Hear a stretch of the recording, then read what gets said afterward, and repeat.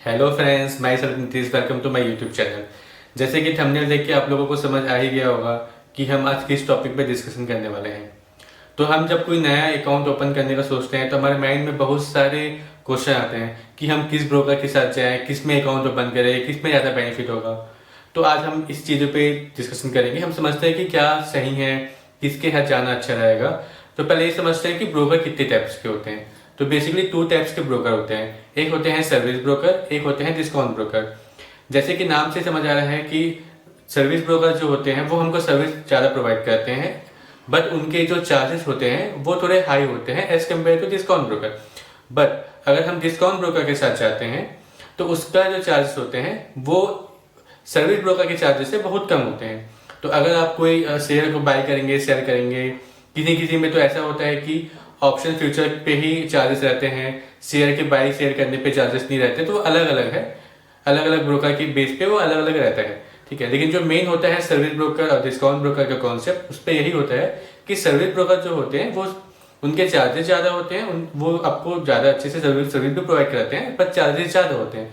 But मैं recommended करूँगा आपको कि अगर आप नए हैं और सीखने के पर्पज से आए हैं तो आप डिस्काउंट ब्रोकर के साथ जाइए, क्योंकि आपको बहुत बार ऐसा होगा कि हम बहुत स्टॉक को बाय करेंगे, सेल करेंगे, सीखने के पर्पज से हम बहुत बार एग्जीक्यूट करते रहते हैं, हमारे थॉट्स चेंज होते रहते हैं कि हम यहाँ से गलती कर दिए या नहीं नहीं तो चेंज करते हैं, हम वो करते हैं। तो जब हम बहुत बार बाय करते हैं, सेल करते हैं, तो हमारे उतने चार्जेस भी लगते हैं। तो डिस्काउंट ब्रोकर में क्या होता है, वो चार्जेस आपके कम रहते हैं। तो मैं आपको इनिशियल टाइम में ये प्रीफर करूंगा कि आप डिस्काउंट ब्रोकर के साथ जाए। बहुत सारे डिस्काउंट ब्रोकर भी अवेलेबल है मार्केट पे। मेरे खुद के 3 अकाउंट है, जिसमें से एक सर्विस ब्रोकर के अकाउंट है, 2 डिस्काउंट ब्रोकर के अकाउंट है। मेरा जो सर्विस ब्रोकर का अकाउंट है वो ट्रस्ट लाइन का अकाउंट है, और जो डिस्काउंट ब्रोकर का अकाउंट है वो जरोधा का और फायर्स का है। दोनों के अपने, तीनों के अपने अलग अलग बेनिफिट हैं, तीनों के अपने अलग अलग फीचर्स हैं। तो हम आज इसी बारे में डिस्कशन करेंगे कि हमको किस में ज़्यादा बेनिफिट मिलेगा, तो हम उसके साथ उसमें अकाउंट ओपन करें। तो अब हम अपने लैपटॉप स्क्रीन से समझते हैं कि हमारे लिए क्या बेनिफिट है। तो मैंने यहाँ पे जरोधा का और फायर्स का दोनों का अकाउंट ओपन करके रखा हुआ है। तो हम इसमें वन बाय वन समझते हैं कि किस में ज़्यादा अच्छे फीचर्स है, किस में बेनिफिट हमको मिल सकता है। तो हम सबसे पहले जरोधा पे जाते हैं। तो ये मेरा जरोधा का अकाउंट है जिसमें से हम ट्रेड करते हैं, और ये उसका कंसोल है जहाँ पे हम रिपोर्ट देखते हैं। तो यहाँ से मेनली हम ट्रेड करते हैं। जो भी हमको ऑर्डर एग्जीक्यूट करना है, होल्डिंग करना है, तो वो सब सिंपली हमको यहाँ पे दिख जाता है। तो हमको ईजी पड़ता है कि हम यहाँ से अपने होल्डिंग पोजीशन, फंड, सब चीज़ देख सकते हैं। आप लोग इसको इग्नोर करना क्योंकि ये मेरा पोजिशनल स्टॉक्स का है, जिसमें अभी थोड़ा सा माइनस चल रहा है, जो मैं लॉन्ग टर्म के होल्डिंग के लिए रखा हूँ इसको। चरोदा में मुझे सबसे अच्छा ये लगता है कि आप इसमें अपने आप को ग्रोथ करते हुए देख सकते हो कि आपका ग्राफ किस बेस पे जा रहा है। जैसे हमारा क्या होता है, निफ्टी हो गया, बैंक निफ्टी हो गया, या जो भी स्टॉक्स है, सबके ग्राफ होते हैं जो बताता है कि वो अप ट्रेंड पे है। दैट मीन्स वो ऊपर जा रहे हैं या नीचे आ रहे हैं, डाउन ट्रेंड है उनका। सेम चीज़ जरोधा में मुझे एक चीज़ ये बहुत अच्छा लगता है कि अब जब जरोधा के आप ये कंसोल पे आएंगे, तो यहाँ पे आपको ये जो लिखा है अकाउंट वैल्यू, तो यहाँ पे आपको आपके सेल्फ की ग्रोथ का ग्राफ दिखेगा, जहाँ से आप ये जहाँ से आप खुद ये देख सकते हैं, समझ सकते हैं कि हाँ आपका ग्रोथ क्या हो रहा है। इसमें से मैं अभी फ़ंड निकाल चुका हूँ, जो मेरी होल्डिंग है वही है। बाकी मैं इसमें से फ़ंड निकाल चुका हूँ करके, यहाँ पे ये आपको ऐसे नीचे आते हुए दिखेंगे। बाकी अगर आप देखेंगे, इसके पहले अगर मैं जाऊँ, इसके पहले अगर आप कभी कभी कुछ भी डिटेल इसमें देखेंगे, तो आपको ये बताता है कि जहाँ से आप फंड ऐड किए हो, फिर आप जाओ, मतलब फिर आपका ग्रोथ किस बेस पे हुआ है, फिर कितने दिन तक आपका खुद का अकाउंट कंसोलिडेट किया है, फिर उसकी में आपके अकाउंट में ड्रॉ डाउन आया है, वापस से आप उसमें रिकवर किए हो, आप कितने बेनिफिट कमा के फिर रुके हो। तो ये जो मुझे एक चीज़ लगा जोधा का, जिससे आप खुद को मोटिवेट कर सकते हो कि हाँ आपका अभी फेस क्या है। तो एक ये बहुत अच्छा लगता है मुझे जोधा में। और दूसरा जोधा का रिपोर्टिंग सिस्टम जो होता है, ये रिपोर्टिंग सिस्टम मुझे बहुत अच्छा लगता है। इसमें आप बहुत ईजिली चीज़ों को चीज़ों को अंडरस्टैंड कर सकते हैं, और आप अपना पूरा रिपोर्ट बहुत अच्छे से निकाल सकते हैं। तो ये जो दो चीज़ है मुझे जोधा की बहुत अच्छी लगती है। अब हम चलते हैं फायरस के अकाउंट पे। तो ये फायरस के अकाउंट है।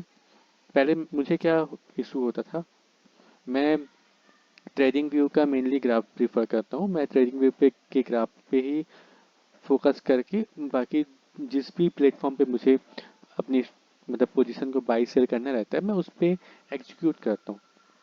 लेकिन मुझे क्या करना पड़ता था पहले कि मैं ट्रेडिंग व्यू पे ग्राफ देखता था, फिर दूसरे प्लेटफॉर्म पे जाके उसको एग्जीक्यूट करता था। लेकिन फायर्स का मुझे सबसे अच्छा ये लगता है कि फायर्स पूरे ट्रेडिंग व्यू को ही आपको आपको एक पैनल देता है जिसमें आप पूरे ट्रेडिंग व्यू का ग्राफ देख सकते हो, और आप इसी पैनल पे अपने बाई सेल जो भी आपको ऑर्डर एग्जीक्यूट करना है आप कर सकते हो। जैसे प्लस का आइकॉन दिख रहा है तो आप जब भी प्लस के आइकॉन पे क्लिक करोगे तो आपको यहाँ पे बाई और सेल का ऑप्शन आता है, आपको बाई करना है या सेल करना है। आप सिंपली अगर इस पर क्लिक करोगे तो यहाँ से आपको पूछता है कि वो आपका इंट्राडे के लिए है कि पोजिशनर है। तो आप अपना ऑर्डर यहीं से एग्जीक्यूट कर सकते हो मार्केट रेट डाल के, या आपको कोई लिमिट के पे ऑर्डर एग्जीक्यूट करना है तो ये आप डाल के आप बाई पे, या जब अगर आपको सेल करना है तो यहाँ से सेल चेंज करके यहाँ पे सेल के बटन पे क्लिक करने से ये आपका जो पोजीशन है ये यहीं पे एग्जीक्यूट हो जाएगा। अगर आपको उसको निकालना है तो आप यहीं से ही निकाल सकते हैं। पोजीशन एग्जीक्यूट होने के बाद यहाँ पे आपको दिखेगा कि आपकी टोटल क्वांटिटी कितनी है, आपको उसमें कितने का प्रॉफिट हो रहा है या कितने का लॉस हो रहा है, और वहीं से ही आप उसको एग्जिट भी कर सकते हो। तो ये बहुत ईजी होता है कि आप यहीं पे ग्राफ देखते रहो, ग्राफ देखते देखते अपनी पोजीशन को मैनेज कर सको। आपको ग्राफ देखने के लिए कहीं और जाने की ज़रूरत नहीं होती, आप सेम प्लेटफॉर्म पे ग्राफ देख सकते हो अपने पोजीशन को। ये बहुत ईजी होता है किसी भी बिगनर के लिए कि वो सेम प्लेटफॉर्म पे ग्राफ भी देखे, ग्राफ देखते देखते अपने पोजीशन को मैनेज करे, नया पोजीशन बनाए या उसमें से प्रॉफिट लॉस लेके निकले। तो ये बहुत आसान तरीका होता है, इसलिए मैं अभी कोशिश करता हूँ कि मेनली फायर्स पे ही ट्रेड करूँ। तो स्टार्टिंग में सभी लोग कंफ्यूज में रहते हैं कि हमको किस ब्रोकर के साथ जाना चाहिए। बट जो मेन चीज़ है वो ये है कि ब्रोकर कोई भी हो, क्योंकि कोई ब्रोकर आपको कुछ फैसिलिटी प्रोवाइड करेंगे, कोई ब्रोकर कुछ फैसिलिटी प्रोवाइड करेंगे। बट जो मेन चीज़ होता है वो होता है आपका स्किल और आपका डिसिप्लिन। अगर आप बहुत अच्छे से डिसिप्लिन मैनर पे करते हैं, आपका स्किल अच्छा है, तो आप किसी भी प्लेटफॉर्म पे जाएं, कोई भी ब्रोकर यूज़ करें, तो एंड ऑफ द टाइम आपको प्रॉफिट ही होगा। बट अगर आपके अंदर वो स्किल नहीं है, वो डिसिप्लिन नहीं है, तो आप किसी भी अच्छे फीचर्स वाले ब्रोकर को ही क्यों ना ले लो, आपको तो उस पर लॉस ही होना है। क्योंकि मेन जो होता है वो होता है स्किल एंड सेकंड होता है डिसिप्लिन। ये दो चीज़ को बहुत मैनेज करना पड़ता है।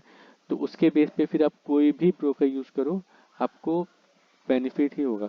क्योंकि लेकिन मैं बिगनर्स को यही सजेस्ट करूंगा कि अगर कोई बिगनर्स है तो वो फायरस का यूज़ कर सकते हैं, क्योंकि उसमें बहुत ईजी रहेगा आपको समझने के लिए और एग्जीक्यूट करने के लिए। तो गाइस अभी के लिए इतना ही।